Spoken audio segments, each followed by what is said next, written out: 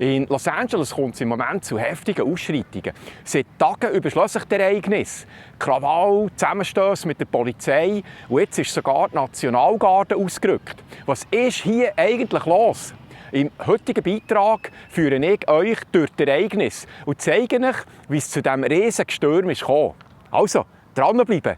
Es ist wieder mal spannend. Ciao zusammen, von unten hier. Herzlich willkommen aus Los Angeles, wo ewig eng mit badmeisterlichem Überblick und einigermaßen schweizerlicher Neutralität über aktuelle Ereignisse berichten. Auch am neuesten Beispiel hier kann ich euch ganz gut zeigen, wie die ehemals renommierten Medien zu politischen Propagandawerkzeugen verkommen. Die eine Seite des politischen Spektrums redet von friedlichen Demonstrationen. Der Demokrat Cory Booker behauptet hier in einem Fernsehinterview, dass es sich hier um friedliche Demonstrationen handelt. The reality is, we see peaceful protests launching in Los Angeles. Und beschreibt Trump als Diktator, der die Nationalgarde kapert, um die Lage anzuheizen. Die Gegenseite pocht mit aller Härte auf das Recht, dass man illegale Einwanderer unbedingt deportiert. Und verbreitet das Gerücht, dass diese gewaltsamen Proteste von Trumps politischen Gegnern organisiert wurden, um die Stadt in ein Chaos zu stürzen. Die Fakten hingegen bleiben auf der Strecke. Es geht offensichtlich nicht mehr gross darum, objektiv zu berichten, sondern dass man seine jeweilige Fangemeinschaft mit manipulativen Informationen füttert. Aber das ist ja nichts Neues für euch. Darum, so wie ihr das gewohnt seid von unten, schauen wir uns das ganze Schlamassel möglichst objektiv mal an. Was ist denn eigentlich genau passiert? Angefangen hat es am letzten Freitag. Die US Immigration and Customs Enforcement Agency, abgekürzt ICE, hat gross angelegte Razzien in Los Angeles durchgeführt. Unter anderem in diversen Home Depot-Filialen. Das sind Baumaterialgeschäfte, so wie zum Beispiel der Obi-Markt in Thun Süd. Nur ein grösser. Dann sind sie aber auch in eine Kleidergrosshandelsbude im Fashion District gegangen. Aber auch kleine hat es bereicht, wie zum Beispiel Dale's Donut Shop am Ecke Atlantic und Alondra Boulevard in Compton. Zwischen 44 und 118 Personen sind festgenommen worden. Die offiziellen Zahlen schwanken. Bei diesen Leuten haben sie den Verdacht, dass die gegen das Einwanderungsgesetz verstoßen. Diese Aktionen haben sich schnell herumgesprochen und haben eine heftige Reaktion ausgelöst. Innerhalb kurzer Zeit haben sich hunderte Demonstranten versammelt. Und zwar vor dem Edward R. Roybal Federal Building in Downtown LA. Dort drin haben mehrere Bundesbehörden ihre Büros, die direkt mit Einwanderungsangelegenheiten zu tun haben. Am Anfang waren das offensichtlich besorgte Demonstranten, die von ihrem Recht zur freien Meinungsäusserung Gebrauch gemacht haben. Mit Trillerpfeifen und Schildern in die Luft haben sie sich Gehör verschafft. Aber mit der Zeit hat sich das Publikum verändert. Es haben sich immer mehr maskierte Personen unter die Demo gemischt und der Ton des Protests ist immer härter geworden. Hier eine Aufnahme, die zeigt, wie organisiert die mit der Zeit wurden. Hier verteilen sie zum Beispiel so Gesichtsmasken, für das, wenn sie dann mit Tränengas und Gummischrott angegriffen werden, dass sie da ein bisschen geschützt sind. Und die Bilder zeigen deutlich, wie sich das Demonstrationspublikum mit der Zeit verändert hat. Und spätestens am Freitagabend ist die Situation vollends eskaliert. Gewaltbereite Randalierer haben dann angefangen, Strassen zu blockieren. Sie haben auch angefangen, mit Kämpen, Flaschen und Feuerwerkskörpern auf die Sicherheitskräfte zu schiessen. Hier sehen wir, wie ein Randalierer mit einem Schraubenzieher der aus dem Boden raus regelrechte Kämpen rausgelöst hat und dann die vorbeifahrenden Polizeikerren beschiesst. Im Nachhinein ist herausgekommen, dass so ein Camper durch eine Scheibe durch ist und einen Polizist verletzt hat. Und da sehen wir einfach die Aggressivität, die nachher ab dem Freitagabend ist aufgekommen. In Paramount, einem Vorort von LA, sind mehrere Brände gelegt worden. Zudem haben Chaoten versucht, Brände zu legen und wir haben alle noch die Bilder im Kopf von den verheerenden Bränden, die wir hier gerade erst kürzlich in Los Angeles. Zudem hat ein Teil dieser Masse angefangen zu plündern. Vor allem in den betroffenen Stadtteilen South LA und im Fashion District ist es zu mehrfachen Plünderungen gekommen. So Ansammlungen werden immer mehr ausgenutzt, um dank der Anonymität in der Masse zu plündern. Es ist eigentlich tragisch. Die betroffenen Ladenbesitzer sind meistens selber Einwanderer. Und genau die stehen dann da mit zerstörten Läden und haben ja mit der ganzen Angelegenheit eigentlich überhaupt nichts zu tun. Es ist tragisch und traurig.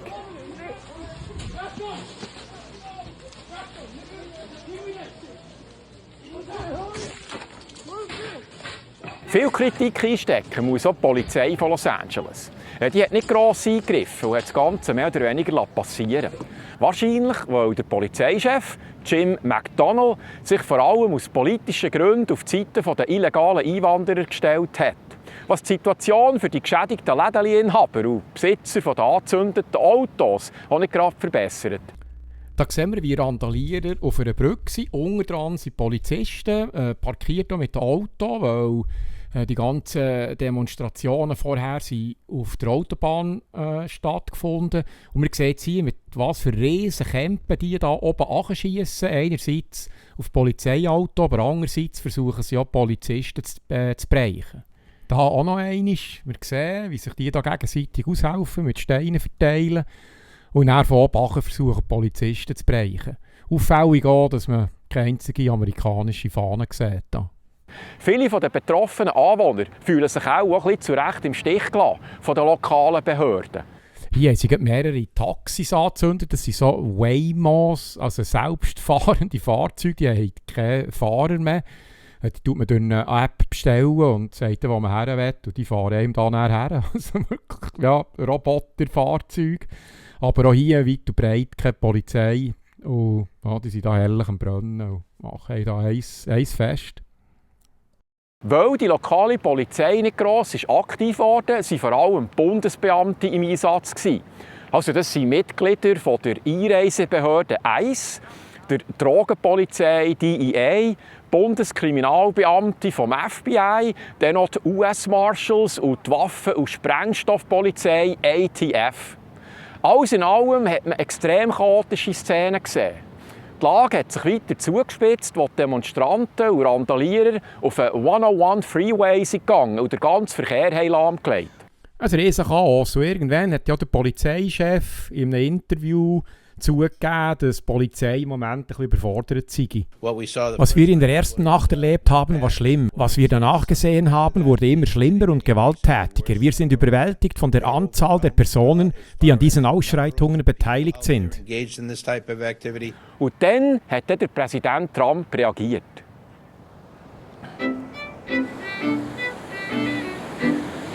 Nachdem es klar wurde, dass weder der Polizeichef noch die Bürgermeister oder der Gouverneur gross im Sinn haben, diesen Bundespolizisten oder den betroffenen Anwohnern zu helfen, hat der Präsident Trump eingegriffen.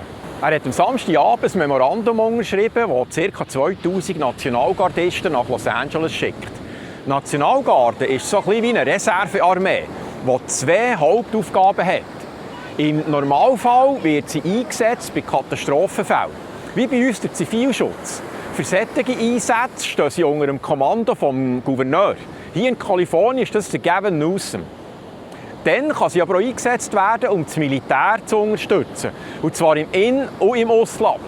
Unter dem Insurrection Act kann der Präsident die Nationalgarde von einem Staat übernehmen, wenn die öffentliche Sicherheit durch einen Aufstand gefährdet ist. Und genau das ist jetzt gemäss der Regierung zurzeit in Los Angeles der Fall.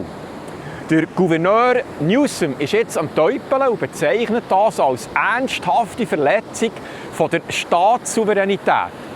Am Sonntagmorgen sind die ersten 300 Gardisten in der Stadt eingetroffen. Die sind vor allem rund um das Metropolitan Detention Center aufgestellt worden, weil dort, in diesem Gefängnis, sind die verhafteten illegalen Ausländer im Moment untergebracht.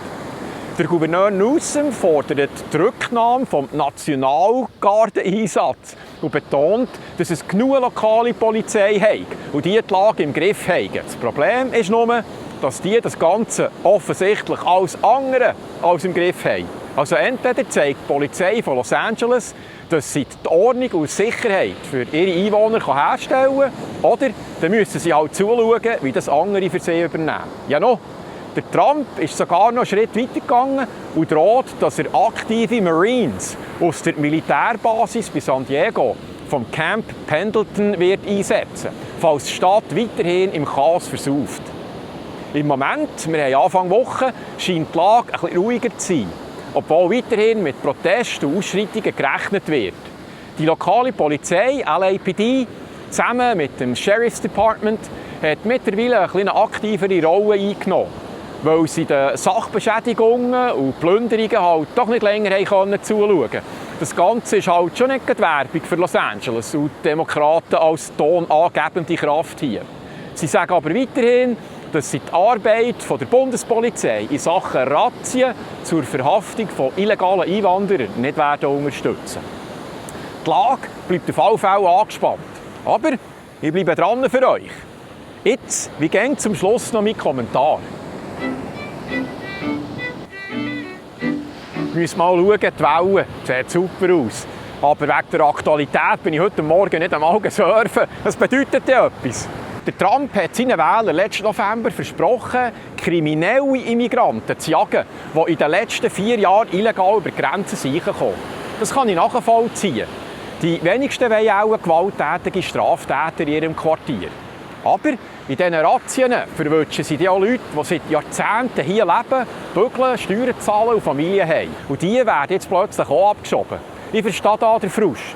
Wenn Angehörige oder Familienmitglieder, die Teil der Gesellschaft sind, einfach rausgerissen werden.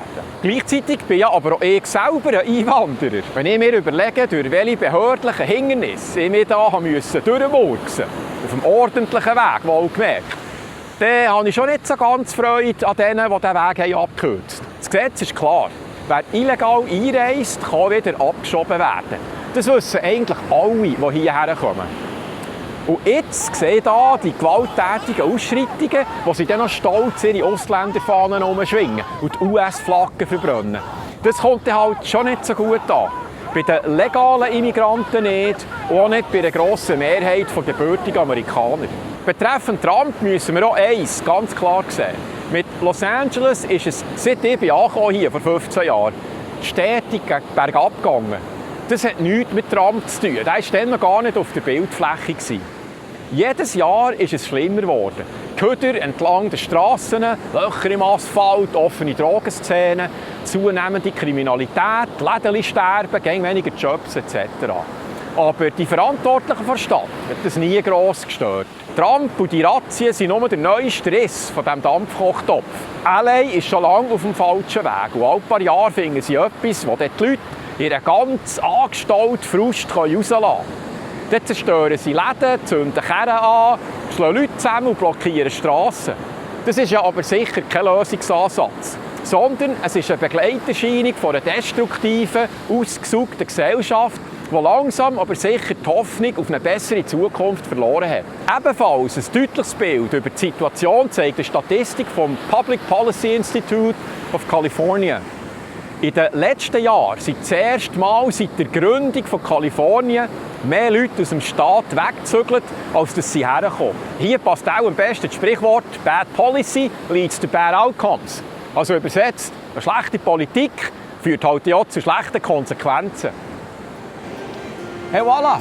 Dann würde ich sagen, das war es wieder mal für heute. Ganz herzlichen Dank erneut an alle, die mich wieder finanziell unterstützt haben. Ursprünglich hatte ich einen anderen Bericht fertig und dort drin blende ich die Namen von all denen ein, die mir einen Batzen zur Unterstützung gegeben haben seit meinem letzten Beitrag. Schaut dann auf alle Fälle das nächste Video auch an. Das kommt in einer Woche. Dann habe ich für euch einen Beitrag parat über die Redefreiheit in der Schweiz im Vergleich zu Amerika.